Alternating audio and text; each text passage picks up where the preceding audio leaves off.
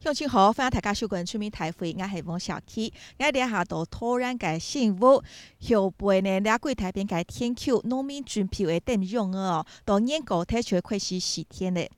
唔知大家知冇？到今年嘅跳动物开始系全台湾为推动了嘅土作直接寄付，也就是讲农民做啲改变，跳过全部系种出了嘅物纳共两岸嘅传统制度，还做啲有南语种嘅现策，就系两一笔了嘅现金哦。不过条件就系讲，你种出了嘅物做唔得讲纳共两，而且教你处理了。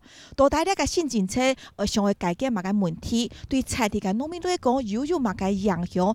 系好处，就系讲坏处。创金咯，今日出面台会咧到突然新闻，了解种咧动多嘅天气嘅天气哦，受到农民还有相关嘅部门、农业嘅复杂专家共同咧探讨，了解政策真紧会落实到，会注意到哪条事情。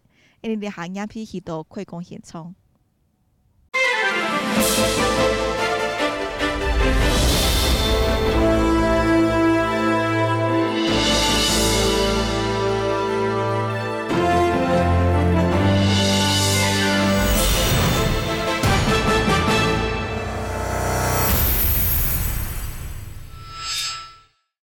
好，欢迎大家嚟下度睇恁强调来到开工嘅现场哦。样片先为大家稍介对比，第一对比呢，呢稍介系农粮署北区嘅副署长苏中正，苏分署长好。主持人还有观众朋友，大家好，太搞后。欢迎。睇恁稍介系东吴大学经济系的教授李元和李老师。主持人好，各位观众大家好。欢迎。看恁少介系中华民国米谷商业联合会的理事长吴元昌吴理事长。主持人好，各位乡亲大家好。欢迎。看看安尼突然新闻提起，还有台湾提起嘅乡亲朋友大家好。台湾嘅共粮收购制度有40年咧，吼，系用来保障农民嘅收入。不过呢，从今年开始呢，农民就难为从现策，做得到了嘅谷歌啊，是量来个土作直接寄付哦，做得讲系直接量现金啦。不过有一个条件就是讲，你现在除了个米，做唔得讲纳供量咧，会切卡上判法。他看呢已经起判的3期哦，农民嘅现策系一半一半啦吼。他看有的农民系一开始去申报嘅时节系现策那个土作直接寄付，不过报每呢有反悔，又系直接去送到供量去。到底用办讲农民为做安样嘅现策？他看呢那个政策系想要解决乜嘅问题，对农民係咪有创金咯？你现在看下背嘅新闻报道。向盤盤嘅盤都係農民辛苦種出來嘅，為咗鼓勵農民種好米起價賣，也減輕供量充足嘅壓力。農委會從2025年開始舉辦土作直接寄付計劃，跳動物就得打工錢補助13500，每動物係一公錢1萬。係講直接到小手段協助，打工錢還做得加碼1500獎勵金。2年內起盤起將6鄉鎮擴大到20鄉鎮，今年開始還開係全推起盤，因為農民認為這個政策對基調係有好處的。對，我以前都繳公糧，因為有這個稻米直接給付，偶爾種那個月光米，它那個保證的價格是比較高啦，因為它是扣除那個工錢跟肥料，還有那個農藥那個錢，那個加起來應該是有1-2成有，就比較好，對農民是比較好啦。而對土地也比較好。農民裡面他炒專業、炒品質的，他就會過來直接寄付。如果是傳統方式的農民的一個這樣的稻作生產，我猜他可能會是選擇保價為主。最後目的還是要確保農民的收入是穩定，而且是可以提高的。所以我們也鼓勵說，將來是更搭配專區的生產，把成本更降低，那用的肥料農藥減少，品質更好，那它價格就會賣更高，收入就會更提升。不過，共糧嘅制度對台面這種固定品種南共糧關係嘅農民來講，實有冇共糧意見。從南部嘅故鄉，產量高又好照顧嘅推動30號，係闽南地區農民最大量種植嘅保護品種。對農委會了後會用土作直接寄付，天天咧對推傳統共糧收購制度，提前為衝擊多界，係為提前準備動到用嘅嘅業者。啊，留個4萬件嘅各種檔啊，我準到啊，都是迄個真實全部我出來處理啊，農委會我都來處理啊。哦，可能阮有嘛个加给两个树啊，树给我第一期做安尼咧，各种马上也是前片啊。种植的水土面积1400公顷地块吼，有占了900公顷，全部拢种啊台中30号。吼，所以讲个台中30号的一个品种的特性来讲吼，今日要问安尼咧农民讲唔好种啊吼，一定要提出一个干民事实的一个证据吼。农民辛辛苦苦种出了个窝儿微笑豆奶，作为买米又好的价值，农民接受土为经历经过。不过为创新寻到适合嘅品种，还要面对各个废料市场，假使可能太低嘅毅力，你下一次希望得到改革。今年就会全面推行，当农民对呢个政策系好也系坏，很多嘅观望。好，你下为快出呢哈，动都该打天动摸憨哈。那今年107年第一期做挑动窝哈，要准备为信报的哈。那我就请教一下在现场的在地乡亲农民哈，今年107年第一期做申报了哈，这个倒做直接给付是去领新政策的，请举手，有吗？有没有农民？哦，有2位哈，那手放下。那你没有选择新政策，还是像过去一样是习惯一样去缴公粮，申请缴公粮的，请举手。好，我们看到现场缴公粮农民是比较多的哈。那我请教那位刚刚举手的那位先生，请教你申报的是选择新的政策，倒做直接给付是吗？哦，是啊，我当然是选择那个直接绿色对地补贴新的政策。为什么？因为我这样子有双重保障啊。到时候外面世界行情如果不好的时候，我还可以回来缴公粮。嗯哼。当你如果是选择缴公粮的时候，到时候外面市场行情好，你又想缴公粮，可是你就变成你有损失了。好，谢谢你，请坐。那请问你一片哈，你现在系纳公粮，啊，用的会选择纳公粮呢？市面上的价钱有冇进来进淡，唔会进来进高。你还有吃家做的吃家支付的价钱有冇？吃家系落农民的付的地度有冇？都冇是听来得到，所以。搞公粮有冇？还有播种，还有播种，很多人拿转来啊。嗯哼，好，谢谢。张东多嘞。牛改农民的公道哈，选择新的制度呢，是希望说，如果说市面上价格好一点，他就可以来自己处理，然后呢，还可以领到现金给付。那但是呢，选择这个保守一点缴公粮的，还认为公粮收购制度还有保种啦，唔会因为哈那个物价下跌，几度受到影响。他讲呢，因为现从政府农费该总关事也累到现从，该总关事该强问你哦，从今年挑动窝，用信报到农费来填报这个申报的比例，现在大概比例是多少？有统计吗？今年度107年度第一期申报比例是7:3了哈，那个申请倒做直接给付的是3成哈，还有那缴公粮的是7成了哈，是，所以它目前是7:3的比例这样。然后新妇提起改农费系7:3呐哈，所以只有3成的农民选择新的制度。还有77%成还是选择公粮收购，这个行之久远，相对来讲，他们觉得对价格是比较有保障的这个旧制度。那我们来看一份统计资料，因为跳下公道，了解政府该新的政策推动出来哈，农民来讲哈，就系讲走的2选1，你可以选择旧的制度，也可以选择新的制度。这就穷该乡亲朋友讲到，因为呢还可以最后我们讲就汉走的反复啦，仅仅2个假使唔好，还可以退回来选择缴公粮，所以对农民来讲呢是万无一失的保障，所以也会有一些农民跃跃欲试选择新的政策。看到其实在最早105年第2期做的时候，那时候农委会全台湾选了6个乡镇来试办这个倒做直接给付。好，我们看到呢，当时申请倒做直接给付的呢有51%。一半呐哈，那我们再来看到106年的第1期做。就扩大这个面积了哈，有20个乡镇市，然后呢，这个申请的这个面积呢，也有到1.7万多公吨。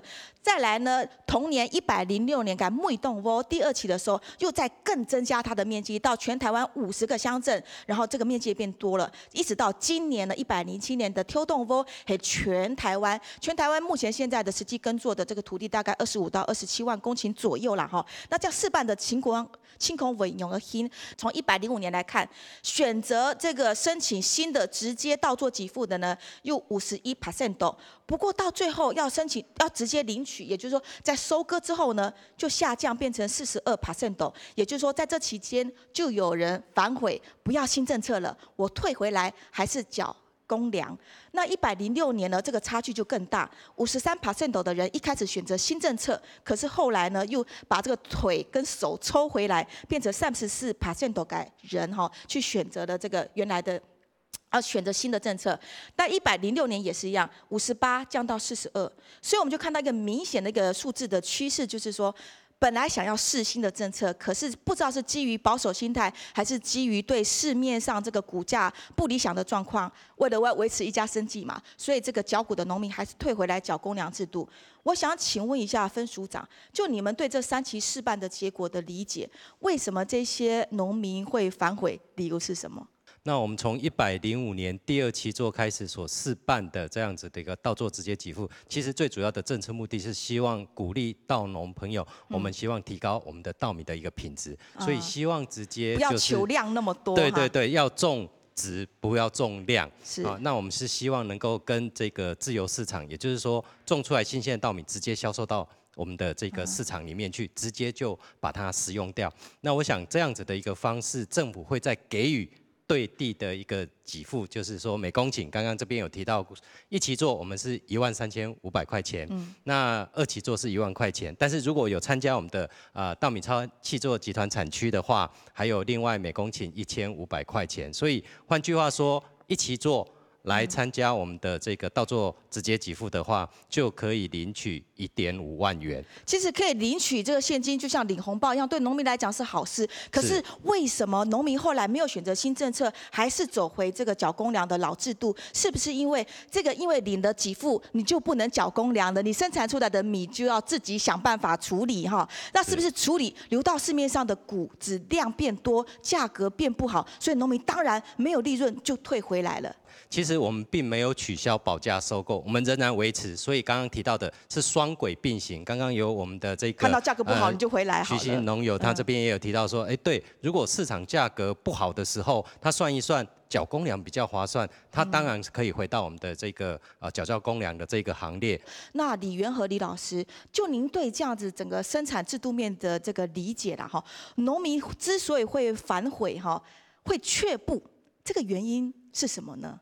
这个制度本身是对的，但是呢，现在问题就卡在哪里？因为呢，它这个双轨制最后还是回归到市价。如果市价低，那当然我农民我对我比较有保障，我就缴公粮。是市价高，那他可能呢就是领直接给付。对，所以呢，关键还是在于市价，如何让市价来拉高。那另外呢，就是说你如何把这个稻米市场的供应量让它能够降下来。老师，那这我就很好奇，你说要让市价变高，这一定都是期货可居嘛？那假设我们有3个人好了，那2个去缴公粮，我选择稻作直接给付，那我种的米就全部到市场上，那市场上的米量就变多啦，米的量一旦变多，价格就会下降，那所谓的市价还能好吗？所以这里就是一个问题了。如果说大家都选择不缴公粮，对，那市价一定是降下来，因为市面上的供给增加嘛，对不对？供给增加的话，价格下跌，这是一定的。吴元昌吴理事长，但我就继续再请教了哈。那这样子对农民说起来，这样子领这一条直接给付的现金，好像没有办法给他一个未来的保障，所以对农民来讲，其实好像没有实际受惠嘛。我想对这个直接给付现在其实不是个最好的时机啦。为什么说不是最好时机？就是说这个产销还是一个失衡的一个状态，就是说我们农民所生产出来的东西跟消费市场所消费的东西还是过剩的状况下，那么就像主持人讲的，那这个一个时机，如果农民选择不缴公粮领直接给付的话，市场过于充斥，那个价格就绝对下跌。谢谢2位来宾哦。那我们知道现在台湾的这个实际在农村现场的耕作状况呢，大概有7到8成是所谓的代耕者，就是那些老农无法耕作土地之后，把田地提供出来租给有需要耕作的那些代耕者来代耕。所以8成都是代耕的情况之下呢，他们不是实际的地主，所以说起来他们领不到这条钱，是这样吗？你快逢显从来讲一下，了解警车对实际耕作原因又哪个问题哪个困扰？我们先把问题请教我们苏班长。口头约的部分你讲13500是地主领，可是耕作的人，实际耕作的人领不到那个钱，因为他没有办法说去地主给他那个钱，因为你没有什么权状可以去跟政府请这个钱，没有什么钱赚到合约什么都没有啊，所以那个钱是领不到的。这样变成说，地主是休耕款4万5，他又领了那个13500，地主反而他增加他利益，那实际耕作的人是得不到的。好，谢谢班长。还有其他那个杠总嘅朋友也做得到应该问题讲出来吗？我们请庄玉来，庄大哥。因为你按讲嘅直接支付来讲，第二来讲就23500发下来的时间咯，第二整价还有小地主专业农嘅嘅成本啦吼。因为你啊大部分还有你啊降天的吼，差不多8箱是口头约，口头约来讲，你按8箱来讲，第二来讲，佢你啊本来就日期休日期来讲，第二就係4萬5嘛，4萬5加23500來講，就等於就變到58500咧。58500，因為我哋呢組我哋會搶小大嘅來講就淨搶5萬年啦。價格下好，我實會能搶個小地主大電咯。從我啦，變到我哋會搶咗又下難搶，我哋新本又提高，你啊新本提高冇相干，你我哋會國價，你實賣唔出。本來就最大價就2300啦嚇，到你阿講賣，你阿全部個落落2200哩啦，講到兩上個慳嚟落啊，用外賣就賣啊，唔賣我慳嚟落啊，所以講佢啊主節錢賭佢啊老咧啊，唔係賭喺度農民嚟咧啊，主節錢賭兩上咧啊。是，好，非常感謝。你現在到賣股，到本那個後上解哈，因為。你聽下老你少解講，你了解還係選擇講兩解基礎啦吼，係咪還有其他問題像你阿瑞個講到嘅，也做啲嚟分享一下。因為你下大家都多嘅就係看到就係假使見到見大啊，唔係見到見過啊，冇搞新本就見到見過啊，買國家有限，但係都是做到。了解大家就唔可以做了呀，就比較容易啦。好，非常感謝。所以那個農民嘅意見係 Q 用。那我先請教我們的吳理事長。理事長，剛剛農民兩位講到是說，當這個米市場的這個米量變大的時候，糧商、米商就會說這個價格會下降。本來以前可以到1500、1600，可是現在1300、1200。其實呢，不只是在西半部是大量面積種米的農民有這種擔心，其實在東台灣講究的是好米品質的那些農民都在預期，今年第一期做勢必稻米價格不能說崩盤，但是都會下跌，所以農民人心惶惶。那我要請教你的問題是，怎麼糧商是一定要抑制這個糧價，會把米的價格拉低哈？如果是真的要這麼做，這是因為什麼原因？假設我們的公糧雙軌並行制還是都存在的話，農民朋友對這個區塊，我一直強調不用可以放心啦哈，因為終究剛剛我有分析到，我們第3條的餘糧收購跟輔導跟計劃3條加起來的話，總共農民所生產的數量，它大概收了7成以後，那麼這樣的一個數量總加起來，造成在市場的流通量會變減少，那麼一減少的話，市場價位就不會再崩盤下去，所以到那個價位絕對會有支撐，所以農民朋友可以放心。但是對於我剛剛就在講說，為什麼現在不是最好的時機？就是說，在目前這個一個生產，農民對種稻的意願還是那麼高漲的這個狀況下，那麼你現在就來實施的話，如果是還好是雙軌制，如果是單軌制的話，那麼絕對是崩盤。那所以說起來就還好，還有公糧制度沒有退場，還可以2選1，所以是2選1的公糧制度才支撐的這個新政策不會垮掉。那李老師，我這樣請問，因為本來推新政策就是希望這整個台灣的種稻的環境可以瘦身嘛，不要一味只求量，也要求質。但是如果說這個選擇稻作給付，市面上的價格永遠這麼低，沒有辦法賺錢，那這個稻作給付直接給付的政策還能成功嗎？這個雙軌制的關鍵就是在市價，如果市價低，那當然全部跑到公糧，那到時候直接給付等於白設了。所以直接我們的雙軌制呢，最後就只剩單軌了，因為價格實在很低，就回到原點啊，老師。对，会回到原点。是。那现在刚刚主持人您提到的，就是说如何让这个市价把它拉高。对。那么当然这里面呢，可能就要有一些策略了。就是说，你种了良知米，然后我们因为政府它现在推的就是说，要把良知米的价格把它拉高，良知米不要进到公粮，良知米直接能够进到市场。因为刚刚我们分市长讲得很清楚，就是说希望能够把市价拉高。可是呢，以目前这个状况，你要把市价拉高，难度非常的高。为什么？因为呢，农民还是冲量。还是重量不重质。是分处长，这好像是明摆在眼前很明确的事实，哎，那为什么会这样选择政策设计？应该是这样讲，你们既然是大专业农，其实你们的耕作技术、你们的栽培面积都是最大的，你们应该更有潜力来种植刚刚我们这个李老师所提到的高品质的良知米的这一些方向，来跟我们的稻米产销集团产区做一个结合，因为那个真的是我们的3品策略：品种、品质、品牌。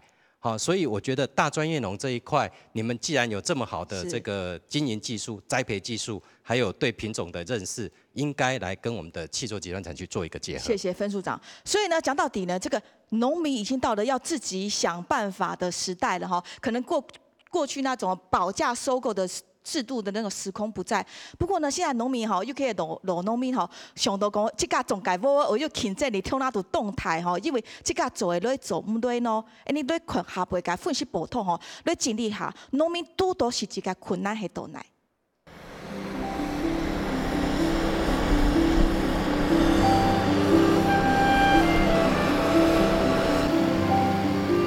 农农群新竹提起嘅农民到公园前前求愧时武汉准批为是天嘞，新竹嘅信部将提起年愧时连连3期都系土作直接支付嘅期盘期，农民现在信部贴现行嘅比例还系当年66个下降，比提前年还少啦，少了300左右啦。但是呢可能是来自于有的农民，生态不一样啦，去对了直接给付的还是没有一个信心啊。比如说有当到系抬杠的啊，或是有的给面积少的，冇差了一点钱，佢肯定上的就以往的方式去交公粮。系冇上的钱，也系唔甘心。公粮认为市面上嘅手脚驾驶唔拉停贴，农民唔愿意承担风险。一般公粮咧，那讲提起啦，提起嘅价格是颠倒咧，提起差不多为1400块咧，提起才变到剩1180。一般来讲啊，农民损失动态，所以讲政府冇做到当好嘅配套措施。广东有支付，很多是有数万好价，就是价钱不够高，一个粮商在那里忙死啊。相对的土作直接支付政策，鼓励农民自家种、自家卖，也系加入集团协作，用两米品牌创造出利润。不过，也系唔系有为本大家市场竞争更加激烈。比如从生产还有竞争力方面嘅东埔农民来讲，一场也有自家嘅问题。开始走自产自销，我相信我未来的销量只会降不会升，可能自己在行销自家的稻米当中，可能量没那么多了，所以有可能也要回归到市场机制，可能就是契作。可是股价的冲击跟未来的方向，所以我说这1-2年，就是我在决定说，哇，这个政策会不会真的影响在我务农的过程当中有没有太大的变化？唔会讲影响到米价啦，不过可能会影响到所有国家啦。关山来讲，1500嘛，标准按多年都1500包括，也有可能1500。那关公粮界农民唔敢请采完新界补贴政策，小米价受到两种控制，利润会很较少。现在的新的现况又有农民少，唔但公粮界股价增加的，听说会促使小农慈善慈销市场嘅竞争很较激烈。为转型问题多，好嘅配套系乜嘅？农民还有众多意见。那其实呢，那个供量收购制度啊，本来还有咧播种，农民也算是国家为人民买的这个社会保险之一啦吼。不过咧看到其实，你咧下个供量哦，系唔系吼？国体气概那个政府嘅太空量，那个米啊，都堆得有3、4层楼这么高。我们来看看，其实呢，就我们全台湾公民来讲，我们一年要缴多少的纳税钱来收购这一些米，变成公粮里面的米哦。公粮每年的花费，收购稻谷40万公吨，一年要花掉100亿。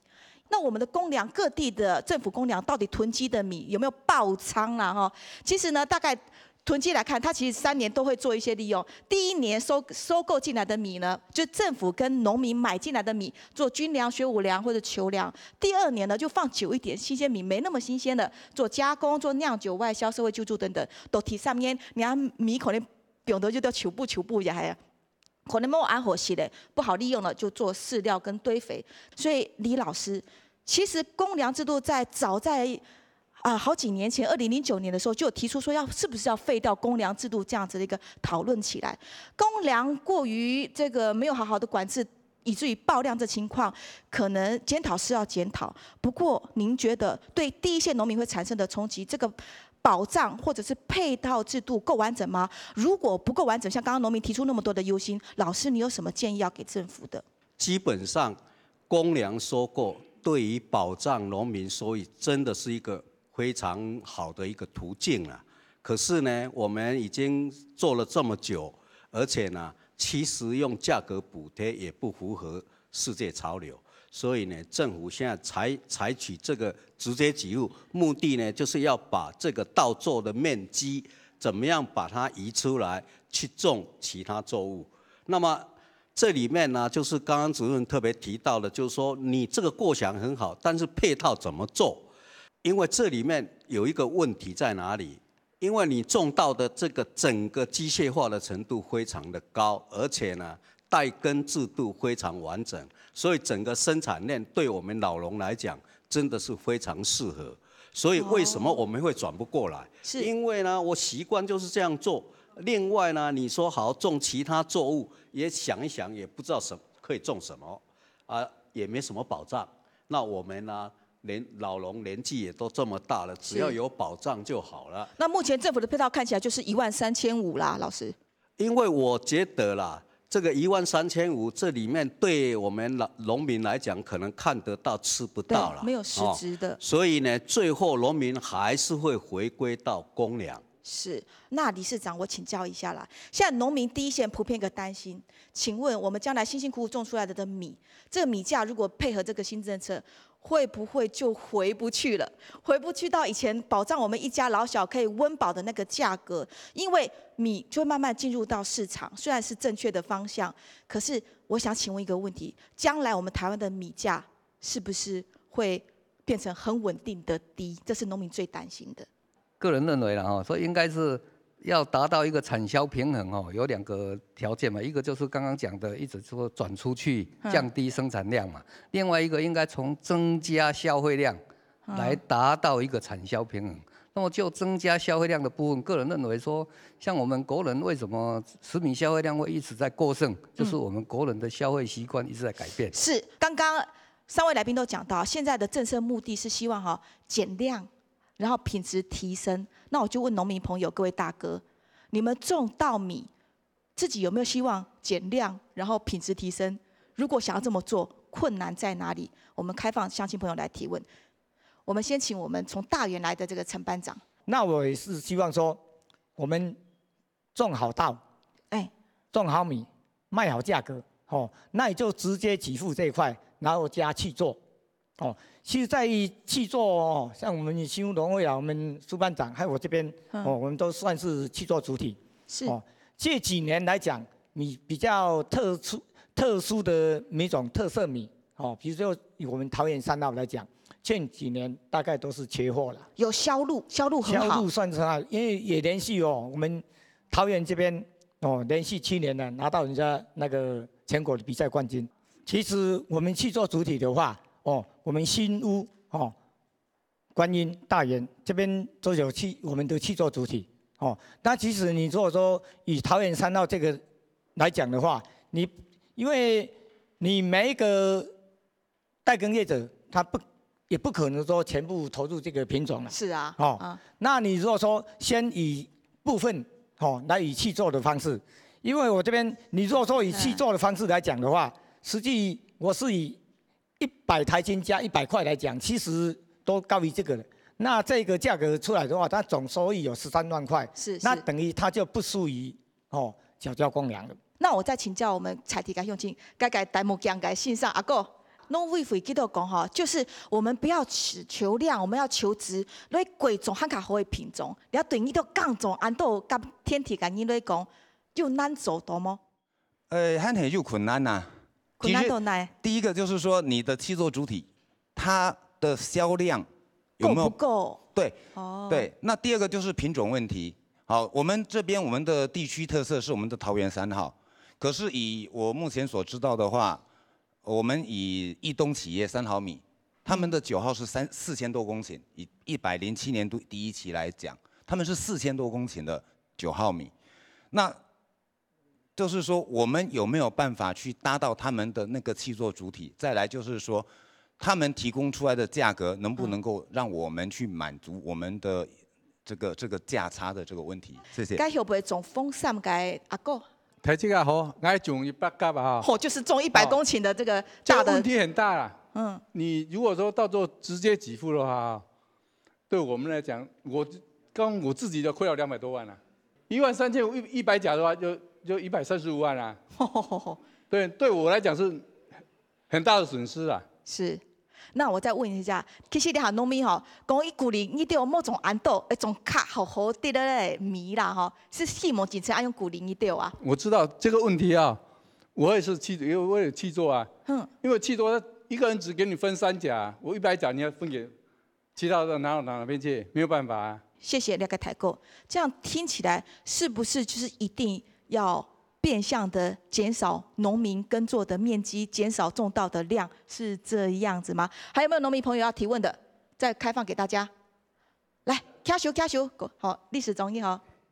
那问题这份的这个对地补贴真的对我们很动严重我超过100多公顷了。是严重的好还是严重的不好？不好啊，不好啊。其实这个公粮计划中我们政府可以提升在那个厂商契作。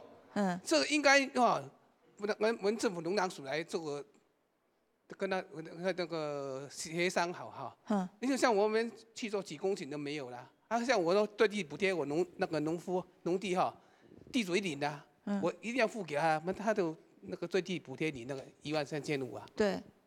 所以这个高品质的品种当然很好，但是要一个平衡把它价位它产量低拉高来，它会稳定。那个高产量的11号，我们不要种。因为高品质我们拉高一样对，因为这个都会差在南北有差，因为我们地区的北部那个产量不会高。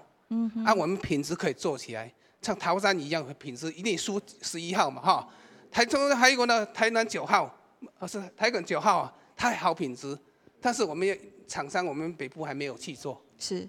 厂商没去做它最好说我们署里分出那个农粮署来做个。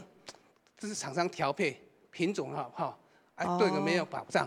先研究要做一个适度的调配对，品种最重要对。是，副总感谢你抢凑。所以分署长，那我就请教了现在农民提出来的整个意见整合大概是这样：你说鼓励我跟集团契作种高品质的米，饶是如此。产销班或者是营运主体也吃不下我本来要以量来养价的这个面积，我种100公顷，你只认定合可我2公顷，那我剩下的80公顷或者88公顷，我该怎么办？这是一个问题。第二个问题，这个稻作直接给付是对地补贴，可能是受制于 WTO 整个国际环境的压力，你只能不能补贴作物，只能补贴人。所以从这个政策，其实13500每年全台湾花出去，那也是白花花的银子呢。如果说这些白花花银子没有打到对的点上，还垫斗丑心，像阿来哥讲到的，反而是他们还要再垫出这个成本。那我们就请教，这个政策到底是带来正面的，还是带来负面的？刚刚2位都讲，现在不是时机啦。请教农粮署，你们看到的好时机是应该怎么样？现在推动稻作直接给付，其实刚刚也一直在强调是双轨并行。一直强调公粮制度没有要退场啦，公粮保价收购并没有要退场了哈。所以在这个过程当中，其实刚刚2位来宾也讲得非常的清楚，包括时机点，包括配套措施，都非常的一个重要，都非常的重要。那我还是在强调这个。刚刚提到的这个市价的问题，影响到我们农民朋友，不管你是不是要缴公粮，或者是参加我们稻作直接给付的2择1这样的选择，市价稻谷的市价其实是决定的一个重点。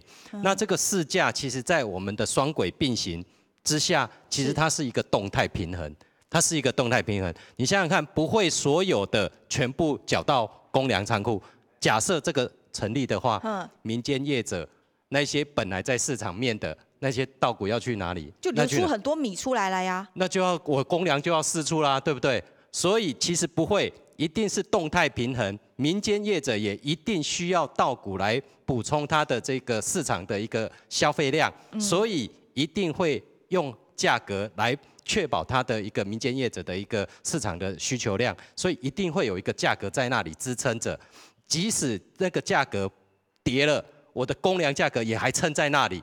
农民朋友的权益绝对会受到保障，这是第一点。农委会绝对不会设计一个制度去影响到我们稻农朋友的一个收益啦哈。那第二个，刚刚也提到过，这个市场价格会是一个动态的一个平衡，好，所以这个制度的一个设计会是在这个农民朋友在常常在讲说，这个是不是一个好的一个时机点，或者是任何的一个时机点，如果没有去做的话，都也不知道是好哪一个是永远都没有，永远都不知道哪一个是好还是不好。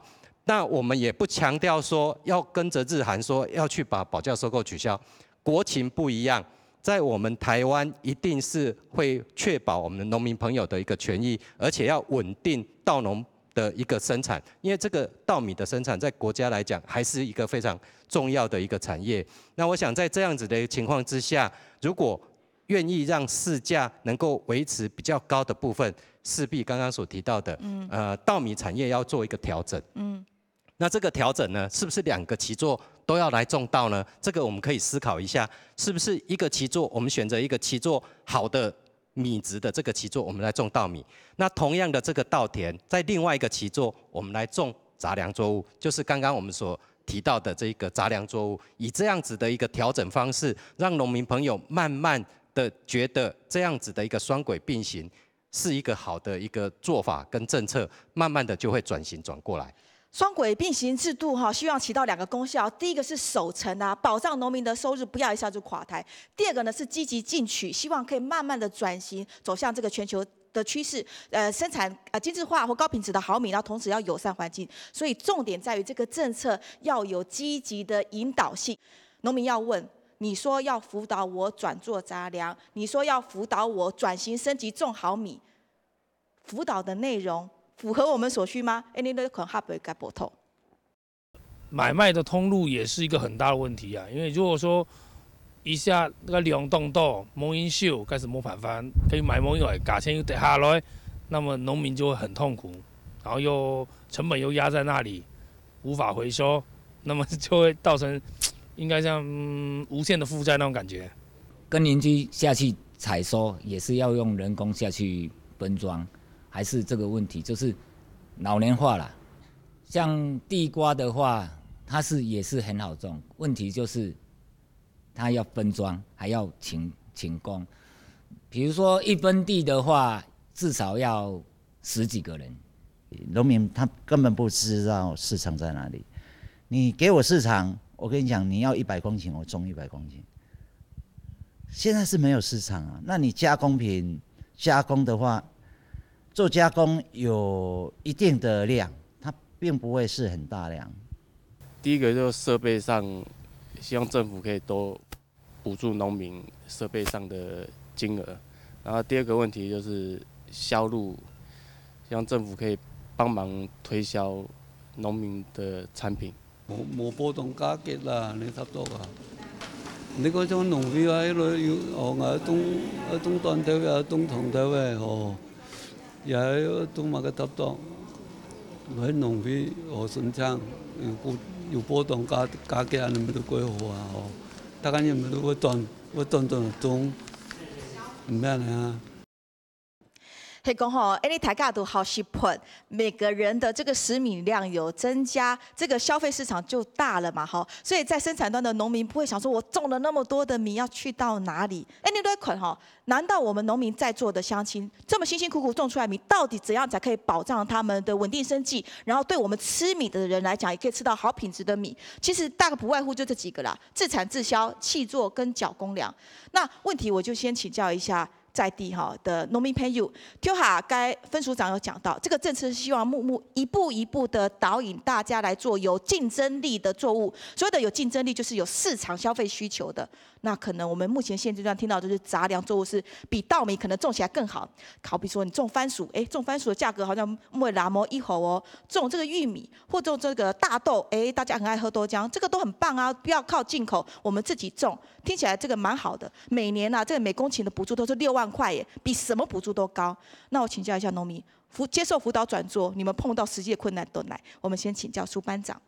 政府在3年前就推动说转做这个杂粮哈，取代进口作物哈。对啊。那3年前就开始试种种大豆了哈，结果3年都没有收成，今年第4年才有收成的。为什么没有收成啊？因为在北部还是在尝试当中了哈，就是气候啊，栽培方法、管理方法都在尝试。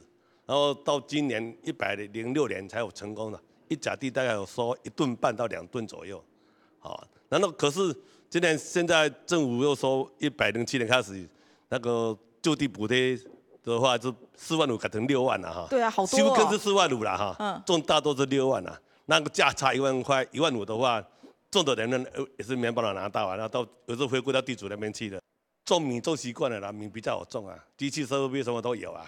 但是种杂粮的部分说从大豆开始啦，你有其他部分我不敢。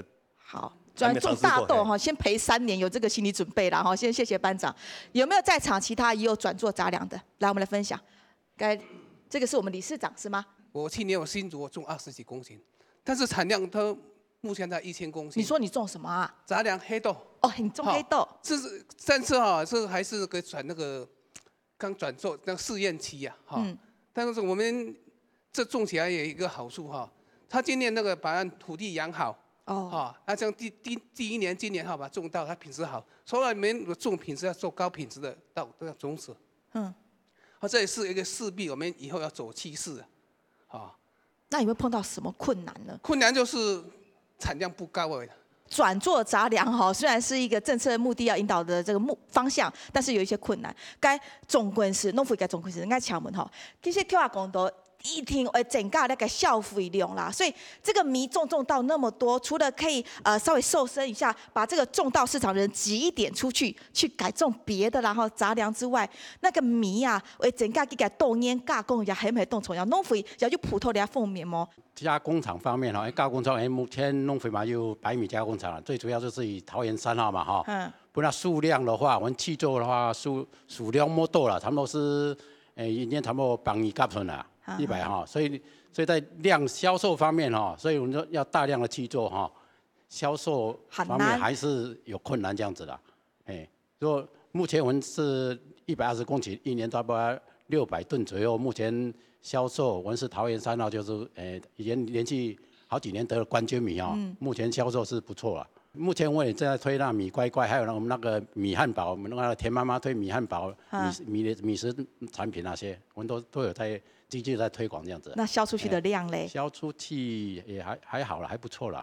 有吃到我们种到的那些市场吗？可能一点点。有了，还是有啦，但是一点点继续努力。目前我也是配合那个农业博览会做那个。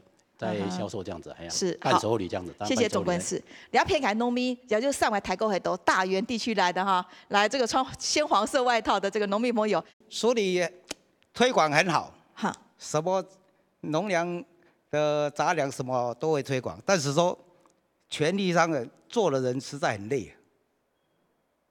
一项杂做出来，一部机器就出来，那一部机器，我们的苏老板讲，随便就上千万。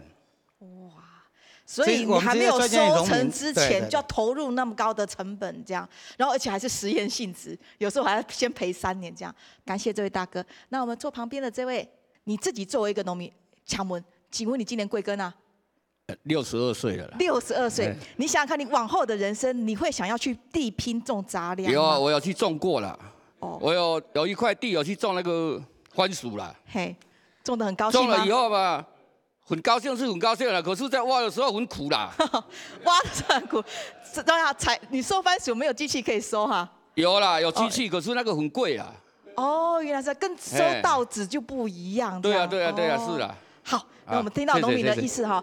虽然受限于现在农业的这个补贴有很多行政上的这些细节是很困扰，这可能都还通盘的解决。那还有他们真的想转向新的未来，也充满着一些险阻哈。那位双手叉腰抱胸的这个大哥就是你了，不用看后面，来。那个我有一个小小的浅见，你像现在我们种杂粮，我个人现在一个做法是，你如果要跟我们去做的话，我都是把雇工给他们自己地主，6万你领没有关系，我们只是做代工，这样照顾起来不用我们几个专业农去照顾一大片，然后照顾起来品质不会很好。我是以这样的做法，这是我以这样一个小小的浅见。这样子的话是大家都有收益啊，你农民你要领6万没关系，你自己照顾，我收你代耕费。我是这样子做法，很多农民都愿意接受。谢谢。所以这位大哥提出来，我们在场农民可以参考看看哈。好，最后我们那个年轻的代表哈，我们也来讲一下。你听了前面的叔叔伯伯大哥们讲了哈，也把发言时间给你提一下。像这样公告这个讯息出来以后，可能就是粮商有一些预期的心理啦，市面上稻谷可能会增加，粮商收购的意愿可能就不会冒太大的风险可能去囤积这些稻谷嘛。然后再加上今年106年1期的，其实算丰产了，是2期虽然欠收，可是还是一样有相当的产量在哈。像我们刚阿来哥说，稻谷卖没有人要，然后可能是会怪粮商说，为什么股价收这么低价，米却没有跌价？可是这跟品质上也是有影响的啦。因为今年2期因为寒害的关系，那个产量年率不是很好，对吧？这边要这个澄清一下，这样。是，原来是如此，谢谢。所以我们知道这个稻作直接给付这个新政策，目前呢还是靠这个双轨制公粮制度在做最后的支撑呐哈，才不会造成这样子人心浮动。但是呢，这个政策的积极目的还是在于希望减少这个种一般品质稻米的这个量，是要追求值，去转做其他更好的这个杂粮作物，或者是种高品质的米。所以这引导就像两位讲的，需要一个这个好的配套措施在做。那另外一个呢，就是说真正要做引导的时候做杂粮，我们刚刚搜罗一下各个农民在转做杂粮的时候面对的问题，第一个补贴那个体制系统还是跟稻作直接给付是一样的，是对地主直接实际耕作者是没有好处的。再第二个，我真心有想追求美好的未来，也会碰到各种困难。第一个，农民做了一辈子的稻子要转换去种黑豆、种玉米，那个门槛如果没有研究单位、没有政府部门帮他们就是只好赔那个成本下去学。那所以我想问分署长，就是说我们究竟有没有研究单位？好比说我们桃园适合种什么特色作物，我们该怎么做？然后相关的，甚至他们希望说，能不能走向保价收购的制度？这些辅导跟转移，我们请分署长回应。对地绿色环境给付，刚刚有提到过，107年哦，之前没有，是107年，今年才开始从种豆类的这个硬质玉米这部分，从4万5再加码1.5万。变成6万块钱，然后包括我们的这个重点发展作物，从以前的22000块，现在也提升到2.5万元每公顷。那对具有外销潜力的，也从这个3.5万元提升到这个4万元。那我想很多我们政府要奖励的作物，就会有这个加码奖励的一个诱因。那当然在种植部分，尤其是北部地区，刚刚有提到说，有没有什么样的一个技术单位？其实我们有在地的很多的这个改良场所。这个像桃园区农业改良场都可以来协助我们的这个技术的一个协助跟辅导。不过这部分当然有很多的这个包括栽培技术、品种这些，可能改良场所这部分也会跟农民朋友一起来做一个尝试。因为以往在北部地区刚刚提到2期都水稻，并没有一个杂粮作物的一个推动。不过今年在我想在这个2-3年下来之后，我们农民朋友都已经找到适合的品种、适合的栽培方式。刚刚我们这个苏班长3年赔也赔下去了，但是今年要开始赚了。苏班长这边你看他从品种，我们就以黑豆来讲，他就找到台南3号跟台南5号这2个品种，适合在我们桃园地区这边来种植。以前本来只有1公顷1吨那今年去年106年已经抓到这个种植的方式，它可以1.5到2万吨，是2吨，对不起，到2吨。那这2吨的话，就跟我们中南部的不相上下了哦。所以我想在这个栽培技术上面，包括品种，包括栽培技术，刚刚也提到做农机具的一个导入，这边我们农粮署都绝对会来做一个协助，是。农粮署要非常非常的努力，好，这个因为政府部门国家之力才有办法从大数据或者是专业的这个研究去做努力，然后让农民少走那些冤枉路啦。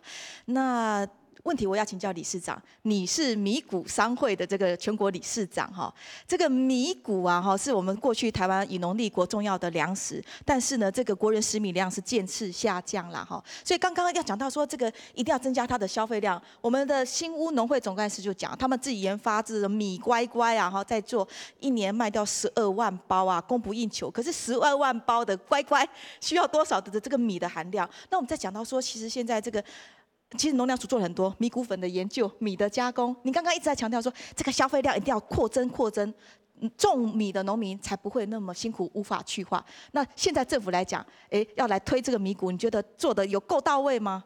像我一直在讲，我们的公粮有一个储存的体系。刚刚讲的这个硬质的鲜稻的加工其实它有一个特性，也就是说储存越久，大概储存1年至2年以上，2年左右，它是一个最好用的，在加工来讲是最好利用的。那我们的公粮刚好又是要一个储存，来作为安全存粮的一个体系。如果能够利用这样的一个特性，我们鼓励农友种植一些硬质的鲜稻来作为公粮来储存。到最后在释出的时候，我们用低于玉米淀粉的价位，我们跟它有竞争，我们也比现在在做第3条的那个释出，刚刚的第3条释出肥料堆肥，饲料还多了1倍、2倍、3倍的价格。